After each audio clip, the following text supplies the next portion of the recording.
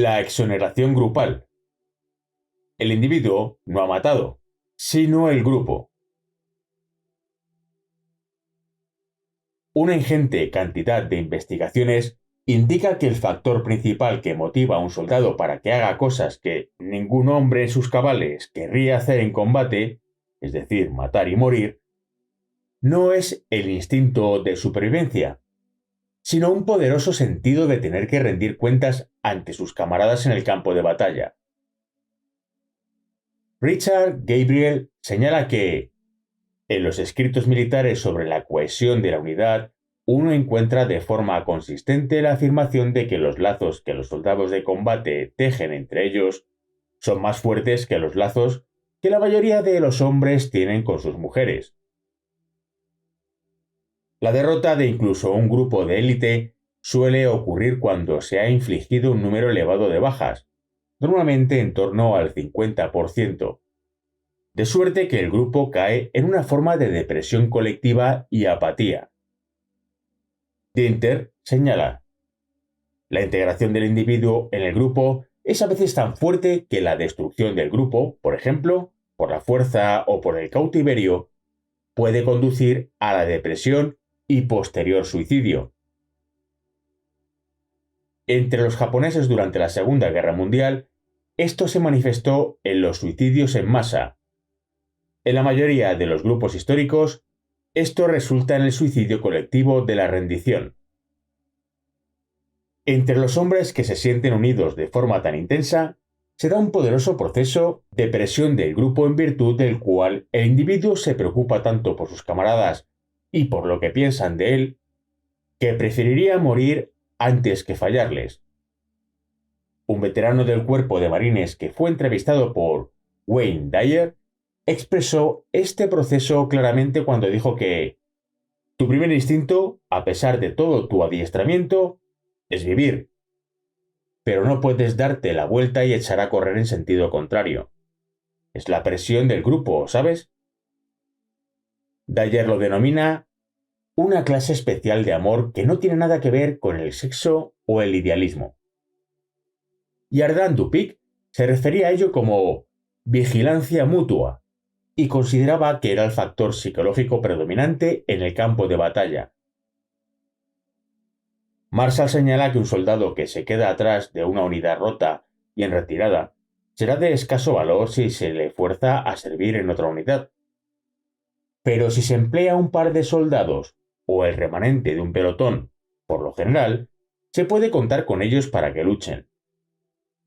La diferencia entre los dos casos es el grado en el que los soldados han creado lazos o desarrollado el sentido de rendir cuentas al pequeño número de hombres con los que pelearán, algo que difiere claramente de la más generalizada cohesión del ejército en su conjunto. Si el individuo tiene lazos con sus camaradas y si está con su grupo, entonces la probabilidad de que éste participará a la hora de matar se incrementa de forma significativa. Pero si no concurren estos factores, la probabilidad de que el individuo participe de forma activa en el combate es muy baja. Dupik resume así el asunto.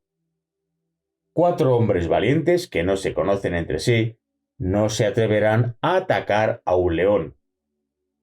4 hombres menos valientes, pero que se conocen bien entre sí, que están seguros de que pueden confiar el uno en el otro y, por tanto, en el socorro mutuo, atacarán con determinación. Ahí está, en esencia, la ciencia de la organización de los ejércitos. Anonimato y la exoneración grupal. Además de crear un sentido de tener que rendir cuentas, los grupos también posibilitan el acto de matar mediante el desarrollo entre sus miembros de un sentido de anonimato que contribuye a intensificar la violencia. En algunas circunstancias, este proceso de anonimato grupal parece facilitar una especie de histeria atávica de matar, como puede verse en los horripilantes asesinatos en masa que tuvieron lugar en Ruanda. También puede verse en el reino animal. Las investigaciones de Krug en 1972 Recogen escenas del reino animal que muestran que las matanzas sin sentido y gratuitas también ocurren.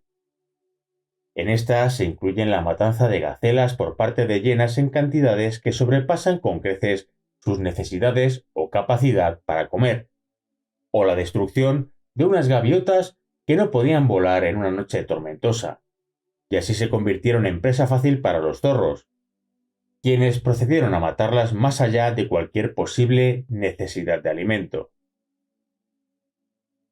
Salid señala que esta violencia sin sentido en el mundo animal, así como la mayor parte de la violencia en el dominio humano, se manifiesta en grupos y no en individuos.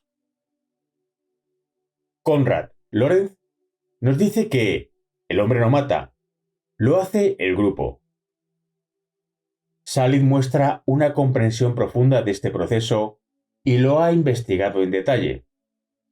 Todas las multitudes tienen un efecto intensificador. Si existe la agresión, esta será mayor a resultas de la multitud. Si existe el goce, este se verá intensificado a resultas de la multitud.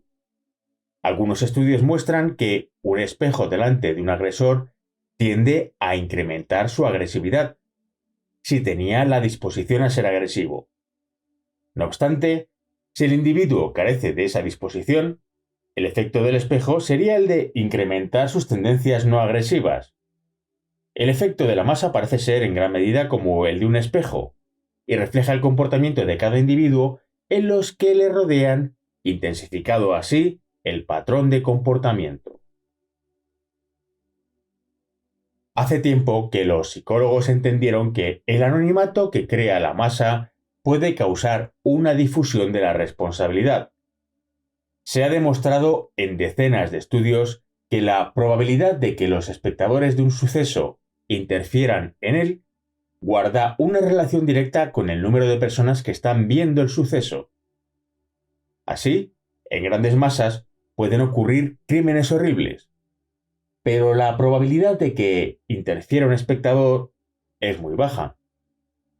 Sin embargo, si el espectador está solo y se enfrenta a una situación en la que no puede haber difusión de la responsabilidad hacia otro, entonces la probabilidad de que intervenga es muy alta. De la misma manera, los grupos pueden proveer una difusión de la responsabilidad que permita a los individuos integrados en una turba y a los soldados en unidades militares cometer actos que nunca hubieran soñado poder hacer como individuos. Actos tales como linchar a alguien por el color de su piel o disparar a alguien por el color de su uniforme. Muerte en la masa. Rendición de cuentas y anonimato en el campo de batalla. La influencia de los grupos a la hora de matar ocurre a través de una extraña y poderosa interacción entre rendición de cuentas y anonimato. Si bien a primera vista la influencia de estos dos factores puede parecer paradójica, en la práctica, estos actúan de forma que se magnifican y amplían el uno al otro para posibilitar la violencia. La policía es consciente de estos procesos de rendición de cuentas y anonimato y está adiestrada para desbaratarlos llamando a los individuos dentro de un grupo por su nombre cuando es posible. Hacer esto causa que las personas interpeladas reduzcan su identificación con el grupo y comiencen a considerarse como individuos con una rendición de cuentas personal. Esto inhibe la violencia, limitando el sentido de rendición de cuentas del individuo hacia el grupo y negando su sensación de anonimato. En grupos en combate, esta rendición de cuentas hacia los amigos de uno y anonimato para reducir el sentimiento de responsabilidad personal por matar, se combinan para desempeñar un papel significativo a la hora de posibilitar la acción de matar. Matar a otro ser humano puede ser una cosa extremadamente difícil, pero si un soldado tiene la impresión de que está fallando a sus amigos si no mata, y si puede conseguir que otros compartan el proceso de matar, para así conseguir la difusión de su responsabilidad personal al repartirse entre todos una parte de la culpa, entonces el acto de matar se vuelve más fácil. Por lo general, cuantos más miembros tenga el grupo, cuanto más psicológicamente unido se sienta el grupo y cuanto más estrechos sean sus lazos, tanto más poderosa será la habilitación.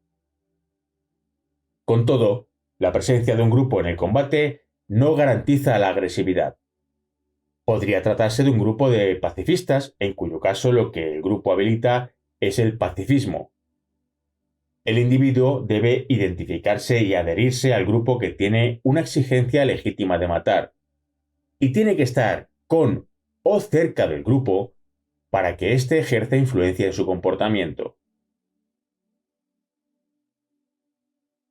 Carro, falange, cañón y ametralladora.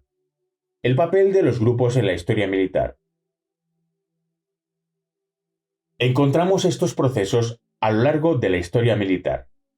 Por ejemplo, los historiadores militares a menudo se han preguntado por qué el carro dominó la historia militar durante tanto tiempo.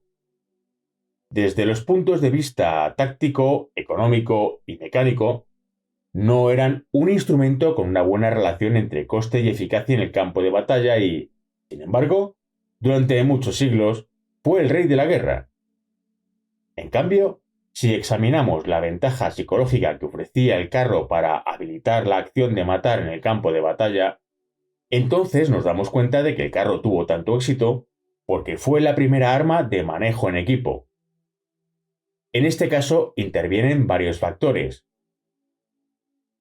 El arco como un arma de distancia, la distancia social creada por el hecho de que el arquero provenga de la nobleza y la distancia psicológica creada al utilizar el carro en las persecuciones y al disparar a los hombres por la espalda.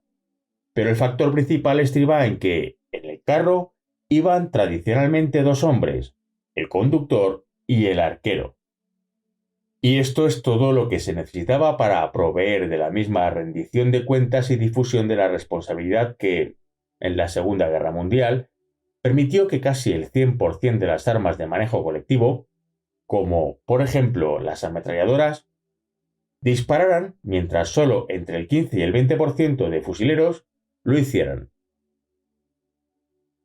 El carro fue derrotado por la falange, que consiguió convertir la formación en un arma de manejo colectivo masiva.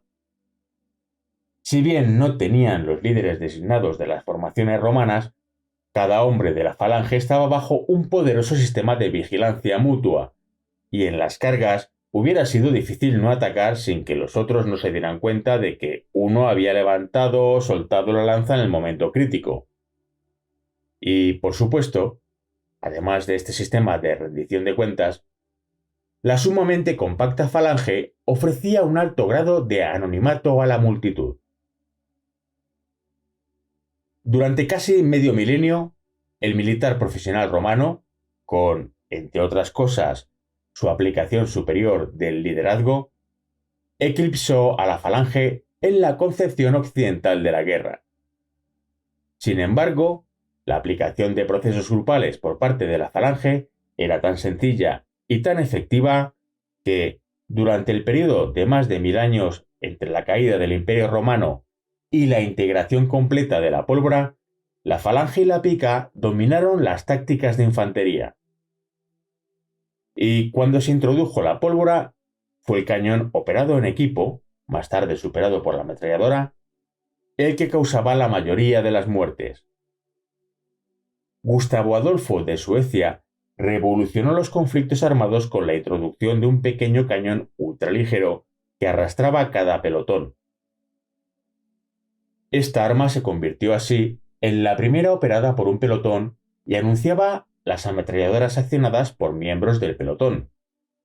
Napoleón, él mismo artillero, reconoció el papel de la artillería, que a menudo disparaba metralla a distancias muy cortas, como la que realmente mataba en el campo de batalla y, a lo largo de los años, se aseguró de que en todo momento sus ejércitos tuvieran un mayor número de artillería que cualquiera de sus oponentes.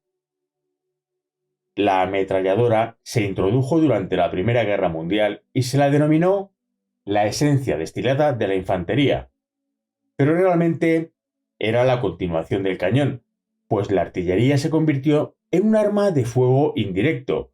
Disparaba por encima de las cabezas de los soldados a una distancia de kilómetros. Y la ametralladora sustituyó al cañón en el fuego directo a un alcance medio. El monumento británico al Regimiento de Ametralladoras de la Primera Guerra Mundial, que se encuentra al lado del monumento a Wellington en Londres, es una estatua de un joven David, con un versículo de la Biblia que ejemplifica el significado de la ametralladora en esta terrible guerra, que chupó tanto tuétano de los huesos de esta gran nación. Saúl hirió a sus miles, y David a sus 10.000. Estaban matando a mis amigos. Los grupos en el campo de batalla moderno. La influencia de los grupos se aprecia con claridad cuando examinamos de cerca los análisis de casos descritos a lo largo de este libro. Cabe señalar la ausencia de influencia del grupo en muchas de las situaciones en las que los combatientes eligieron no matar. Por ejemplo, en la sección Matar y la distancia física, el capitán Willis estaba solo cuando de pronto se enfrentó a un único soldado del Vietcong. El capitán sacudió la cabeza con fuerza e inició una tregua alto el fuego, un acuerdo de caballeros o un trato, tras lo cual el soldado enemigo desapareció en la oscuridad y Willis continuó avanzando a trompicones. Y, de nuevo, al principio de la sección, Matar y la existencia de la resistencia. Michael Katzman, una rata de túnel que avanzaba a gatas por un túnel del Vietcong, estaba solo cuando encendió su linterna y se encontró de pronto, a una distancia que no llegaba a los 5 metros, un solitario Vietcong comiendo un puñado de arroz. Tras un instante, depositó su cartuchera con arroz en el suelo, me dio la espalda y comenzó a alejarse lentamente gateando. Katzman, por su parte, apagó su linterna y se fue en otra dirección. Y mientras se leen estos análisis de casos, cabe señalar la presencia e influencia de grupos en la mayor parte de situaciones en las que los soldados eligen matar. El ejemplo clásico es Audie Murphy, el soldado estadounidense más condecorado de la Segunda Guerra Mundial. Ganó la medalla de honor por enfrentarse él solo a una compañía de infantería alemana. Luchó solo, pero cuando le preguntaron qué era lo que le había motivado para actuar así, simplemente contestó: «Estaban matando a mis amigos». La desintegración de una unidad de combate suele ocurrir cuando se alcanza el 50% de bajas y se caracteriza porque hay un número creciente de individuos que se niegan a matar en combate.